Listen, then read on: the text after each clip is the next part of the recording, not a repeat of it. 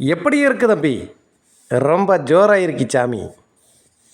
ഇതെന്തപ്പാ മാഷ് ഇങ്ങനൊക്കെ? ഈ ദാസപ്പൻ ദൈവം ഇതെങ്ങനെ സഹിക്കും? ഈ തലപ്പാവൊക്കെ വെച്ച് രായാവിനെ പോലെ ഒരു നാട്ടിൽ 2 രാജാക്കൾ ശരിയാവുമോ മാഷേ? എന്തായാലും ബംഗാളി സഹാക്കളെ പരിശീലിപ്പിച്ചതുകൊണ്ട് പാവപ്പെട്ട തൊഴിലുറപ്പ് തൊഴിലാളികൾക്ക് കിടക്കപ്പുറതിയുണ്ട്. അല്ലെങ്കിൽ അവരെ വിളിച്ച് വിരട്ടി കസേര നിറപ്പിക്കുമായിരുന്നു. എന്തായാലും അതിനൊരു ശമനമായി.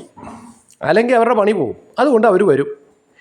ഇതിപ്പം ബംഗാളികളെ കിട്ടുന്നത് കൊണ്ട് അവർക്കും മറ്റുള്ളവർക്കും സമാധാനമായി കിടന്നുറങ്ങാം.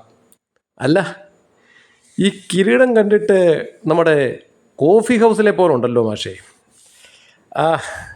ഉദരനിമിത്തം ബഹിർദ വേഷം കംപ്ലീറ്റ് നാടകങ്ങളാണ്.